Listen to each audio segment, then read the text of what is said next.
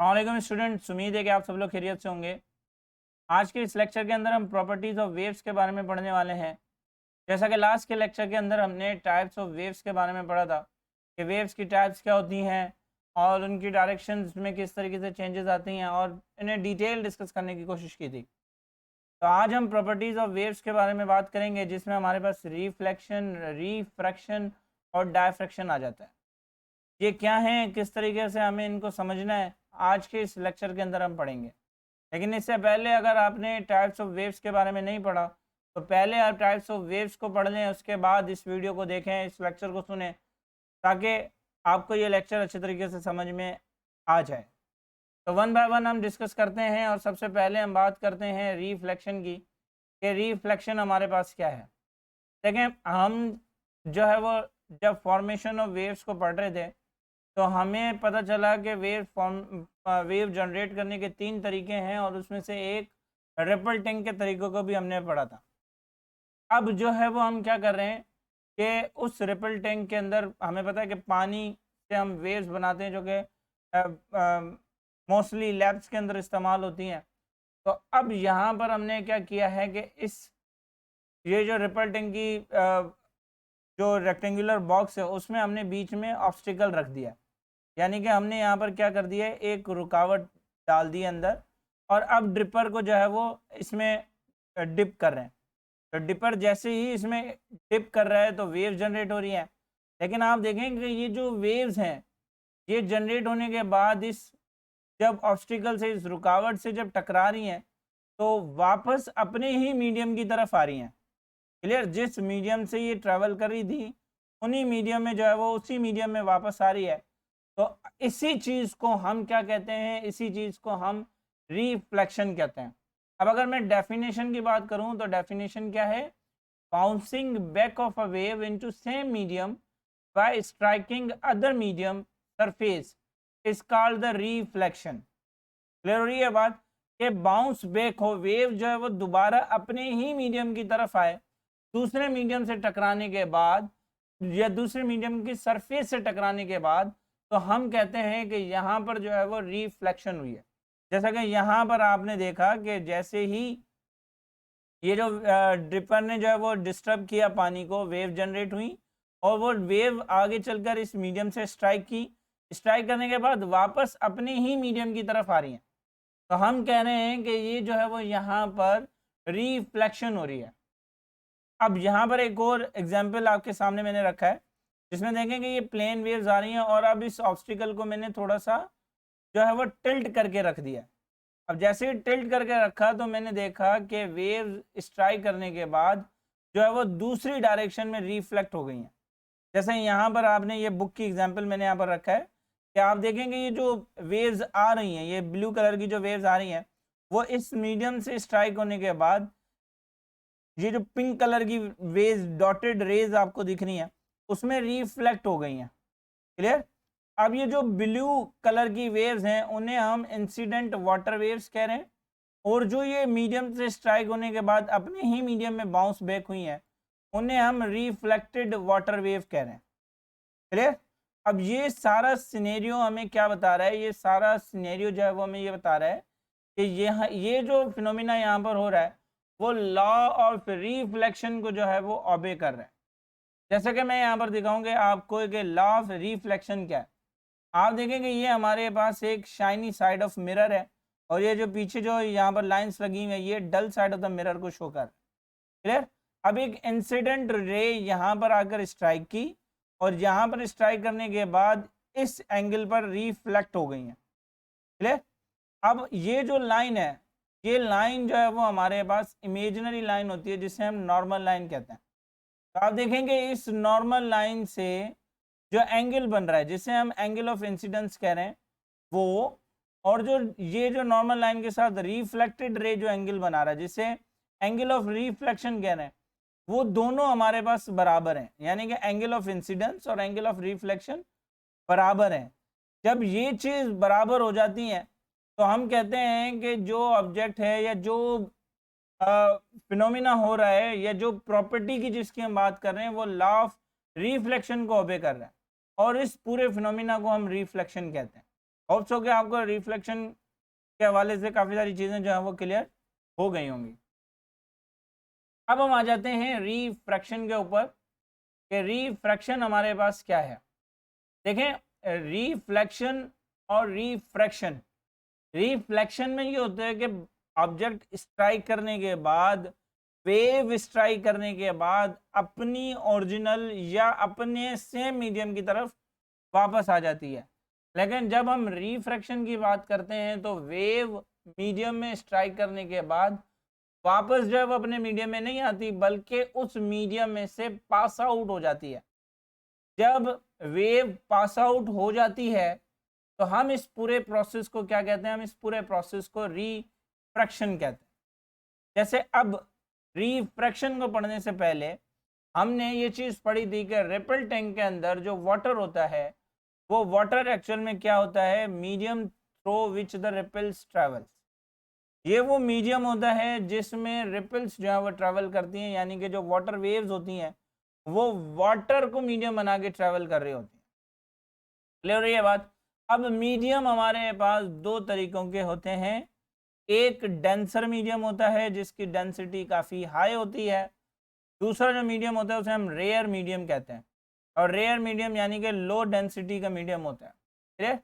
अब अगर हम बात करेंगे डेंसर मीडियम की, तो वो रिपल टैंक के अंदर वो रीजन होगा जहां पर वाटर जो है वो डीप होगा, डेप्थ में होगा, यानी कि रीजन ऑफ डीप वाटर। और रेयर मीडियम की जब हम बात करेंगे तो इट मीन्स कि हम बात कर रहे हैं region of a shallow water. अब जो रिफ्रैक्शन होती है तो वो दो टाइप्स की होती है, या तो रेयर मीडियम में से डेंसर मीडियम की तरफ, या डेंसर मीडियम में से रेयर मीडियम की तरफ। इस वक्त हम जो है वो फिलहाल डेंसर मीडियम से रेयर मीडियम की तरफ की बात करेंगे, क्योंकि जब हम आगे मूव करेंगे, लाइट्स के टॉपिक्स पढ़ेंगे, तो मज़ीद हम जो है वो इन दोनों मीडियम्स को डिस्कस करेंगे। फिलहाल इस वक्त हमारा मकसद सिर्फ और सिर्फ रिफ्रैक्शन को समझना है।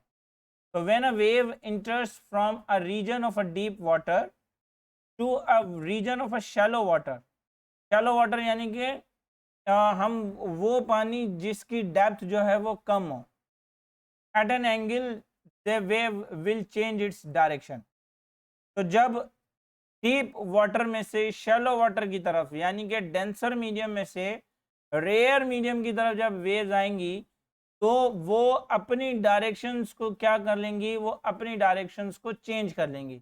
और ये डायरेक्शंस क्यों चेंज करेंगी? क्योंकि वहां पर रिफ्रैक्शन हो रहा है। अब यहां पर आप देखें, सबसे पहले आप इस पूरे जो है वो फिनोमिना को चेक करें। ये और ये दोनों ही सेम है, और ये दोनों ही जो है वो सेम है। ये मैंने इस्तेमाल किया था, ये पूरा मोशन कर रहा था, लेकिन इस वक्त शायद किसी एरर की वजह से ये मोशन नहीं कर रहा। तो ये दोनों वेव्स सेम है, मैं आपको वैसे ही समझा देता हूँ, फिर इन दो की बात करते हैं। देखें यहाँ पर कि हमारे पास हमने एक ऑब्स्टिकल रख दिया यहाँ पर इस तरीके का। क्लियर? या यूँ समझ लें कि हमने जो है वो ये रीजन जो है वो डेप्थ रीजन रख दिया है, और यहाँ पर कुछ फिनोमिना से वाटर को जो है वो शैलो वाटर कर दिया, यानी कि डेप्थ जो है वो कम कर दी है वाटर की। आपकी मर्ज़ी, आप यहाँ पर ऑब्स्टिकल रख लें, आपकी मर्ज़ी, आप यहाँ पर जो है वो एरिया वैसे चूज़ करें जहाँ पर एक सरफेस हाई हो, दूसरी सरफेस लो हो। तो जो लो सरफेस होगी वहाँ पर वाटर की जो है वो लेवल डेप्थ में चली जाएगी, और जहाँ पर जो है वो सिस्टम होगा वहाँ पर वाटर की जो लेवल है वो इतनी डेप्थ में नहीं होगी, तो हम उस पानी को शैलो वाटर कहेंगे।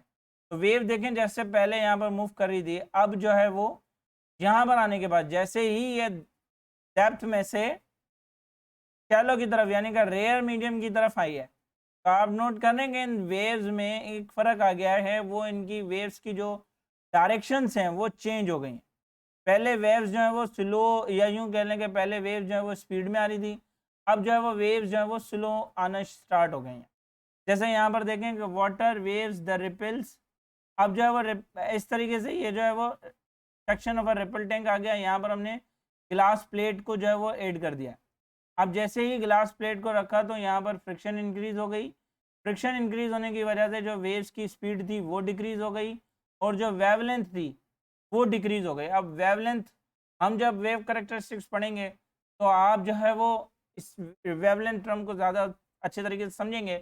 इस वक्त आप ये समझेंगे वेवलेंथ हम कहते हैं क्रस्ट से लेकर क्रस्ट तक का जो डिस्टेंस होता है। ये देखें कि ये हमें पता है कि upper part of a wave जो है वो क्रस्ट होती है, और फिर दूसरी क्रस्ट तक का जो डिस्टेंस है यहाँ से लेकर यहाँ तक का जो डिस्टेंस है, इससे हम क्या कहते हैं, वेवलेंथ। वेवलेंथ को हम लैम्डा से रिप्रेजेंट करते हैं।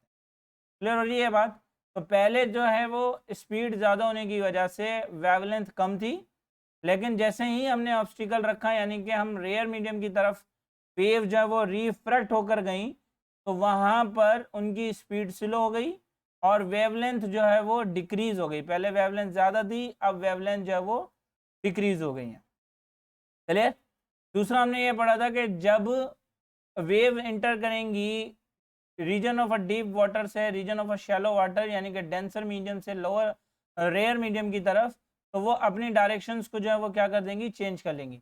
आप देखें कि जैसे ही ये वेव जो है वो रिफ्रैक्ट कर रही हैं, ये हमारे पास डेंसर मीडियम आ गया और यहाँ पर ये हमारे पास रेयर आ गया। मैं इसे डी करके लिख देता हूँ, यानी कि डेंसर मीडियम, और ये मैं इसे आर करके लिख देता हूँ, यानी कि रेयर मीडियम।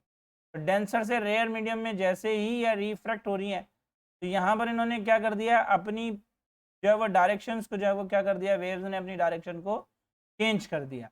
और इस पूरे प्रोसेस को हम क्या कहते हैं, इस पूरे फिनोमिना को हम जो है वो क्या कहते हैं, रिफ्रैक्शन कहते हैं।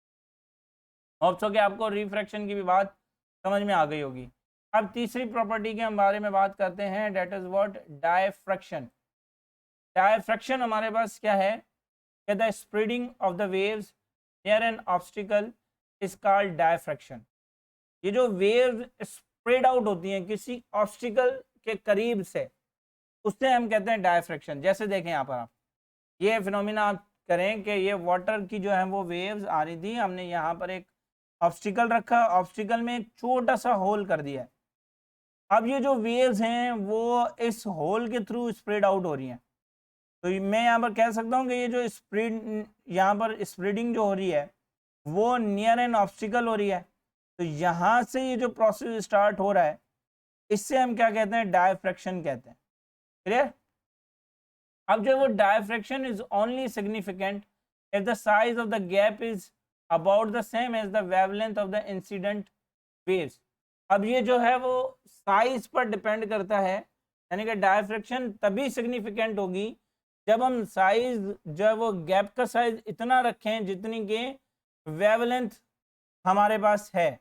इंसिडेंट वेव जितनी होगी, जितनी उसकी वेवलेंथ होगी, उतना ही गैप रखेंगे, तभी जो है वो हमारे पास ज़्यादा डायफ्रैक्शन हो सकेगी।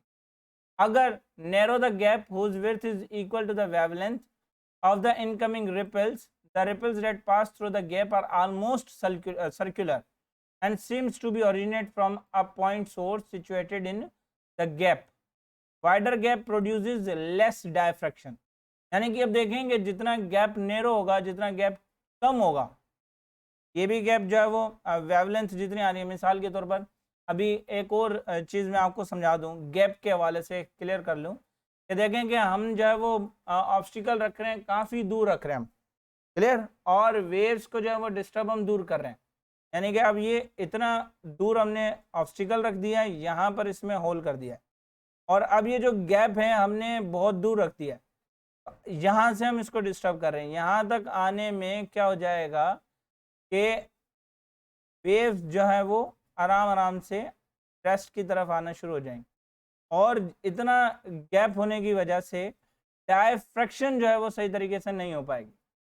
दूसरा फिर हम इस पर भी डिपेंड करते हैं कि ये जो है वो हमारे पास जो वेव्स डायफ्रैक्ट होती हैं उस पर जो है वो किस तरीके का असर रखते हैं। अब ये गैप अगर नैरो है, यानी कि पहला गैप तो ये हुआ, दूसरा गैप ये है इन दो ऑब्स्टिकल्स के बीच का, ये अगर हम कम करेंगे तो डायफ्रैक्शन ज़्यादा होगा और वेव्स जो है वो सर्कुलर बनेंगी। लेकिन अगर मैं ये गैप बड़ा कर दूं तो वाइडर गैप होने की वजह से, चौड़ा गैप होने की वजह से डायफ्रैक्शन तो होगी, लेकिन अब वो डायफ्रैक्शन इतनी ज़्यादा नहीं होगी। जैसे यहाँ पर आप इस पिक्चर के अंदर देखें कि ये जो गैप है ये हमने नैरो रखा है। अब गैप नैरो रखने की वजह से डायफ्रैक्शन जो है वो ज़्यादा हुआ है और जो वेव्स हैं वो ऑलमोस्ट सर्कुलर हैं, और हम ये कह रहे हैं कि ओरिजिनेट ही जो है वो यहाँ से हो रही हैं, यानी कि इस पॉइंट सोर्स में से हो रही हैं। पॉइंट सोर्स हम कहते हैं किसी भी ऐसे बॉडी को जिसकी कोई डायमेंशन ना हो, यानी कि कोई लेंथ ना हो, कोई विड्थ ना हो, कोई हाइट ना हो। तो अगर मैं आपसे पूछूं कि ये जो डॉट मैंने यहाँ पर रेड कलर का बनाया है, क्या इसमें जो है वो लेंथ विड्थ या हाइट आप मालूम करके दे सकते हैं? तो आप कहेंगे कि सर यहाँ पर तो काफ़ी ज़्यादा जो है वो मुश्किल हो जाएगी। तो इसी पॉइंट को हम जो है वो, इसी डॉट को जो है वो हम पॉइंट सोर्स कंसिडर करेंगे। अब ये गैप जितना नैरो होगा, एक तो वेवलेंथ और ये जो स्लिट हमने ये जो ऑब्स्टिकल रखा है इनके बीच का गैप, दूसरा ये गैप जो इन दोनों ऑब्स्टिकल्स के बीच का है। क्लियर? ये जितना नैरो होगा उतनी वेव्स जो है वो ज़्यादा डायफ्रैक्ट होंगी और जो है वो ऑलमोस्ट सर्कुलर होंगी। लेकिन अब जब मैंने ये गैप बढ़ा दिया, यहाँ पर आप देखेंगे गैप बढ़ गया है, तो गैप बढ़ने की वजह से ऑलमोस्ट हमें पीछे से भी प्लेन वेव्स ही मिल रही थी और इस वक्त भी हमें जो है वो प्लेन वेव्स ही मिल रही हैं।